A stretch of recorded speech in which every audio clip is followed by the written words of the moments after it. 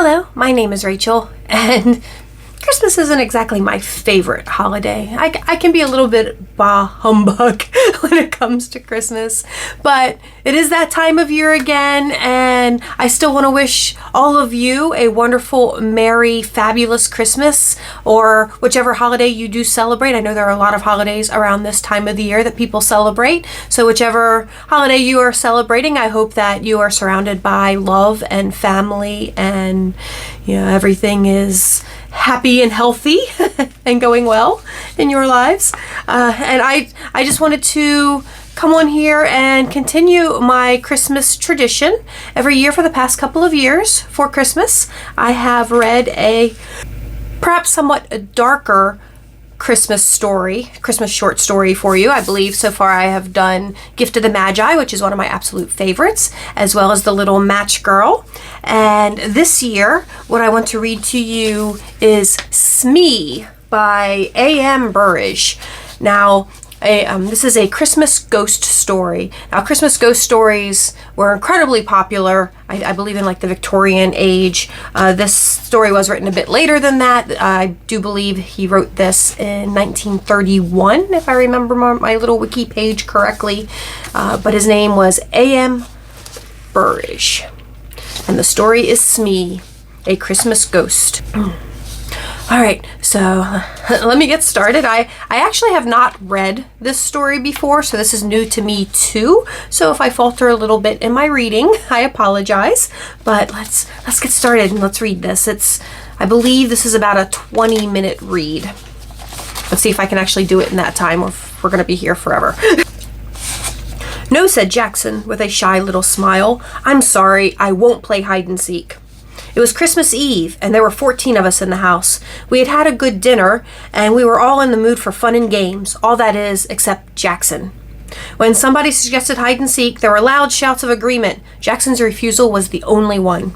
It was not like Jackson to refuse to play a game. Aren't you feeling well? Someone asked. I'm perfectly all right, thank you, he said, but added with a smile that softened his refusal, but did not change it. I'm still not playing hide and seek. Why not? Someone asked. He hesitated for a moment before replying. I sometimes go and stay at a house where a girl was killed. She was playing hide and seek in the dark. She didn't know the house very well. There was a door that led to the servant's staircase. When she was chased, she thought the door led to a bedroom. She opened the door and jumped and landed at the bottom of the stairs and broke her neck, of course. We all looked serious. Miss Fernley said, How terrible, and you were there when it happened? Jackson shook his head sadly. No, he said, but I was there when something else happened, something worse. What could be worse than that? This was, said Jackson. He hesitated for a moment, and then he said, I wonder if any of you have ever played a game called SMEE. It's much better than hide and seek. The name comes from It's Me, of course. Perhaps you'd like to play it instead of hide and seek. Let me tell you all the rules of the game. Every player is given a sheet of paper. All the sheets except one are blank. On the last sheet of paper is written SMEE. Nobody knows who SMEE is except SMEE himself or herself. You turn out the lights and SMEE goes quietly out of the room and hides. After a time, the others go off to search for SMEE. But of course, they don't know who they are looking for. When one player meets another, he challenges him by saying SMEE. The other player answers SMEE and they continue searching. But the real SMEE doesn't answer when someone challenges. The second player stays quietly beside him. Presently, they will be discovered by a third player. He will challenge and receive no answer, and he will join the first two. This goes on until all the players are in the same place. The last one to find SMEE has to pay a forfeit. It's a good, noisy, amusing game. In a big house, it often takes a long time for everyone to find SMEE. Perhaps you'd like to try it. I'll happily pay my forfeit and sit here by the fire while you play. It sounds a good game, I remarked. Have you played it too, Jackson? Yes, he answered. I played it in the house I was telling you about. And she was there, the girl who broke... No, said someone else. He told us he wasn't there when she broke her neck.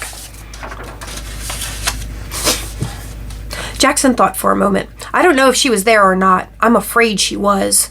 I know that there were 13 of us playing the game, and there were only 12 people in the house. And I didn't know the dead girl's name. When I heard that whispered name in the dark, it didn't worry me. But I tell you, I'm never going to play that kind of game again. It made me quite nervous for a long time.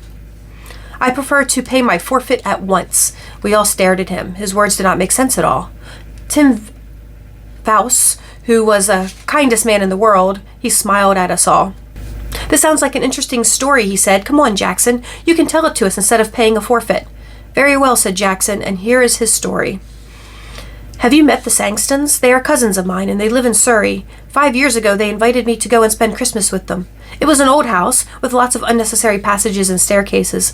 A stranger could get lost in it quite easily. Well, I went down for Christmas. Violet Sangston promised me that I knew most of the other guests. Unfortunately, I couldn't get away from my job until Christmas Eve. All the other guests had arrived there the previous day, and I was the last to arrive, and I was only just in time for dinner. I said hello to everyone I knew, and Violet Sangston introduced me to the people I didn't know, and then it was time to go into dinner. That is perhaps why I didn't hear the name of the tall, dark-haired, handsome girl whom I hadn't met before. Everyone is in rather a hurry, and I'm always bad at catching people's names. She looked cold and clever. She didn't look at all friendly, but she looked interesting. And I wondered who she was. I didn't ask because I was sure that someone would speak to her by name during the meal. Unluckily, however, I was a long way from her at the table. I was sitting next to Miss Gorman, and as usual, Miss Gorman was being very bright and amusing. Her conversation is always worth listening to, and I completely forgot to ask the name of the dark, proud girl. There were 12 of us, including the Sangstons themselves. We were all young, or trying to be young. Jack and Violet Sangston were the oldest, and their 17-year-old son, Reggie, was the youngest. It was Reggie who suggested SMEE when the talk turned to games. He told us the rules of the game, just as I've described them to you. Jack Sangston warned us all. If you are going to play games in the dark, he said, please be careful of the back stairs on the first floor. A door leads to them, and I've often thought about taking the door off. In the dark, a stranger to the house could think they are walking into a room. A girl really did break her neck on those stairs. I asked how it happened. It was almost 10 years ago before we came here. There was a party and they were playing hide and seek. The girl was looking for somewhere to hide. She heard somebody coming and ran along the passageway to get away. She opened the door thinking it led to a bedroom. She planned to hide in there until the seeker had gone. Unfortunately, it was the door that led to the back stairs. She fell straight down to the bottom of the stairs. She was dead when they picked her up. We all promised to be careful. Miss Gorman even made a little joke about living to be 90. You see, none of us had known the poor girl, and we did not want to feel sad on Christmas Eve. Well, we all started the game immediately after dinner. Young Reggie Sangston went around making sure all the lights were off except the ones in the servants' rooms and in the sitting room we were in. We then prepared 12 sheets of paper. 11 of them were blank, and one of them said SMEE. Reggie mixed them all up, and we each took one. The person who got the paper with SMEE on it had to hide.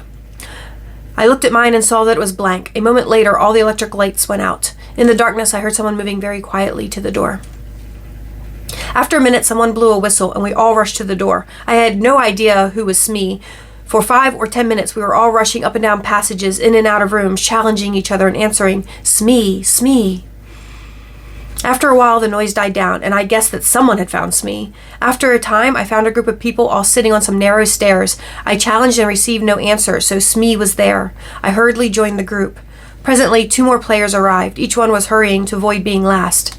Jack Sangston was last and was given a forfeit. I think we're all here now, aren't we? He remarked. He lit a match, looked up the staircase, and began to count. 9, 10, 11, 12, 13, he said, and then laughed. That's silly. There's one too many. The match went out, and he lit another and began to count. He got as far as 12, then he looked puzzled. There are 13 people here, he said. I haven't counted myself yet. Oh, nonsense, I laughed. You probably began with yourself, and now you want to count yourself twice. His son took out his electric torch. It gave better light than the matches, and we all began to count. Of course there were 12 of us. Jack laughed. Well, he said, I was sure I counted 13 twice. From halfway up the stairs, Violet Sangston spoke nervously. I thought there was somebody sitting 2 steps above me. Have you moved, Captain Ransom? The captain said he hadn't. But I thought there was somebody sitting between Miss Sangston and me. Just for a moment, there was uncomfortable something in the air. A cold finger seemed to touch us all. For that moment, we all felt something odd and unpleasant had just happened, and was likely to happen again. Then we laughed at ourselves and at each other, and we felt normal again. There were only 12 of us, and that was that. Still laughing, we marched back to the sitting room to begin again. This time, I was SMEE. Violet Sangston found me while I was searching for a hiding place. That game didn't last long. Soon there were 12 people and the game was over. Violet felt cold and wanted her jacket. Her husband went up to the bedroom to fetch it. As soon as he had gone, Reggie touched me on the arm. He was looking pale and sick. "Quick," he whispered. "I've got to talk to you. Something horrible has happened." We went into the breakfast room. "What's the matter?" I asked. "I don't know. You were SMEE last time, weren't you?" Well, of course I didn't know who SMEE was. While Mother and the others ran to the west side of the house, I found you. I went east. There's a deep clothes cupboard in my bedroom. It looked like a good hiding place. I thought that perhaps SMEE might be there. I opened the door in the dark and touched somebody's hand. "SMEE," I whispered, and there was no answer. I thought I'd found SMEE. Well, I don't understand it, but I suddenly had a strange cold feeling. I can't describe it, but I felt that something was wrong. So I turned on my electric torch, and there was nobody there. Now, I'm sure I touched a hand, and nobody could get out of the cupboard because I was standing in the doorway. What do you think? "You imagined that you touched a hand," I said. He gave a short laugh. "I knew you would say that, of course. Of course I imagined it. That's the only explanation, isn't it?" I agreed with him. I could see that he was still felt shaken. Together we returned to the sitting room for another game of SMEE. The others were all ready and waiting to start again.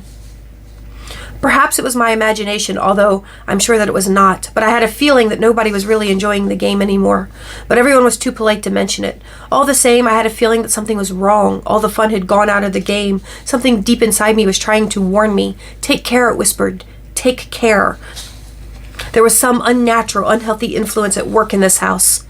Why did I have this feeling? Because Jack Sangston had counted 13 people instead of 12? Because his son imagined he had touched someone's hand in an empty cupboard? I tried to laugh at myself, but I did not succeed. Well, we started again. While we were all chasing the unknown SMEE, we were all as noisy as ever, but it seemed to me that most of us were just acting. We were no longer enjoying the game. At first I stayed with the others, but for several minutes no SMEE was found. I left the main group and started searching on the first floor of the west side of the house, and there, while I was feeling my way along, I bumped into a pair of human knees. I put out my hand and touched a soft, heavy curtain. Then I knew where I was. There was tall, deep windows with window seats at the end of the passage. The curtains reached to the ground. Somebody was sitting in a corner of one of the window seats behind a curtain. Aha, I thought, I've caught SMEE. So I pulled the curtain to one side and touched a woman's arm. It was a dark and moonless night outside. I couldn't see the woman sitting in the corner of the window seat. "SMEE?" I whispered. There was no answer. When SMEE is challenged, he or she does not answer. So I sat down beside her to wait for the others. Then I whispered, "What's your name?" Out of the darkness beside me, the whisper came, "Brenda Ford." I did not know that name, but I guessed at once who she was. I knew every girl in the house by name except one, and that was the tall, pale, dark girl. So here she was, sitting beside me on the window seat, shut in between a heavy curtain and a window. I was beginning to enjoy the game. I wondered if she was enjoying it too. I whispered one or two rather ordinary questions to her and received no answers. SMEE is a game of silence. It is a rule in the game that SMEE and the person or persons who have found SMEE have to keep quiet. This, of course, makes it harder for the others to find them. But there was nobody else about, and I wondered, therefore, why she was insisting on silence. I spoke again and got no answer. I began to feel a little annoyed. Perhaps she is one of those cold, clever girls who have a poor opinion of all men, I thought. She doesn't like me, and she is using the rules of the game as an excuse for not speaking. Well, if she doesn't like sitting here with me, I certainly don't want to sit with her. I turned away from her. I hope someone finds us soon, I thought. As I sat there, I realized that I disliked sitting beside this girl very much indeed. That was strange. The girl I had seen at dinner seemed likable in a cold kind of way. I noticed her and wanted to know more about her. But now I felt really uncomfortable beside her. The feeling of something wrong, something unnatural was growing. I remembered touching her arm. I trembled with horror. I wanted to jump up and run away. I prayed that someone else would come along soon. Just then I heard light footsteps in the passage. Somebody on the other side of the curtain brushed against my knees. The curtain moved to one side. The woman's hand touched my shoulder. "SMEE," whispered a voice that I recognized at once. It was Miss Gorman. Of course she received no answer. She came and sat down beside me, and at once I felt very much better. "It's Tony Jackson, isn't it?" she whispered. "Yes," I whispered back. "You're not SMEE, are you?" "No, she's on my other side." She reached out across me. I heard her fingernails scratch a woman's silk dress. "Hello, SMEE. How are you? Who are you?" "Oh, is it against the rules to talk? Never mind. Tony will break the rules. Do you know, Tony, this game is beginning to annoy me a little. I hope they aren't going to play it all evening. I'd like to play a nice quiet game. all together beside a warm fire. Me too, I agreed. Can't you suggest something to them? There's something rather unhealthy about this particular game. I'm sure I'm being very silly, but I can't get rid of the idea we've got an extra player, somebody who ought not to be here at all. That was exactly how I felt, but I didn't say so. However, I felt very much better. Mrs. Gorman's arrival had chased away my fears. We sat talking. I wonder when the others will find us, said Miss Gorman. After a time, we heard the sound of feet, a young Reggie's voice shouting, "Hello, hello, is anybody there?" "Yes," I answered. "Is Miss Gorman with you?" "Yes. What happened to you? You've both got forfeits. We've all been waiting for you for hours." "But you haven't found SMEE yet," I complained. "You haven't, you mean? I was SMEE this time." "But SMEE is here with us," I cried. "Yes," agreed Miss Gorman. The curtain was pulled back and we sat looking into the eyes of Reggie's electric torch. I looked at Miss Gorman, then to my other side. Between me and the wall was an empty place on the window seat. I stood up at once. Then I sat down again. I was feeling very sick and the world seemed to be going round and round. "There was somebody there," I insisted, because I touched her. "So did I," said Miss Gorman in a trembling voice, "and I don't think anyone could leave this window seat without us knowing." Reggie gave a shaky little laugh. I remembered his unpleasant experience earlier in the evening. "Someone's been playing jokes," he said. "Are you coming down?" We were not very popular when we came down to the sitting room. "I found the two of them sitting behind a curtain on a window seat," said Reggie. I went up to the tall, dark girl. "So you pretended to be SMEE and then went away?" I accused her. She shook her head. Afterwards, we all played cards in the sitting room, and I was very glad. Some time later, Jack Sangston wanted to talk to me. I could see that he was rather cross with me, and he soon told me the reason. "Tony," he said, "I suppose you are in love with Miss Gorman. That's your business. But please don't make love to her in my house during a game. You kept everyone waiting. It is very rude of you, and I am ashamed of you." "But we were not alone," I protested. "There was somebody else there. Somebody who was pretending to be SMEE. I believe it was the tall, dark girl, Miss Ford. She whispered her name to me. Of course she refused to admit it afterwards." Jack Sangston stared at me. "Miss who?" he breathed. "Brenda Ford," she said. Jack put a hand on my shoulder. "Look here, Tony," he said. "I don't mind a joke, but enough is enough. We don't want to worry the ladies. Brenda Ford is the name of the girl who broke her neck on the stairs. She was playing hide and seek here 10 years ago. So that is the end. That is our little Christmas ghost story. I do hope you enjoyed it. Thank you guys so much for watching. And once again, I hope you all are just having a wonderful holiday and you are spending quality time with family and friends and eating good food and just having a wonderful time. And thank you guys so much for watching. If you did enjoy this video, please give it a thumbs up. If you didn't enjoy the video, of course, you can give it a thumbs down. And please tell me all about it in the comments below. And please subscribe to the channel. And I hope everyone is just staying happy, healthy, and safe in this incredibly crazy world we're living in. And I will talk to you all soon. Bye-bye.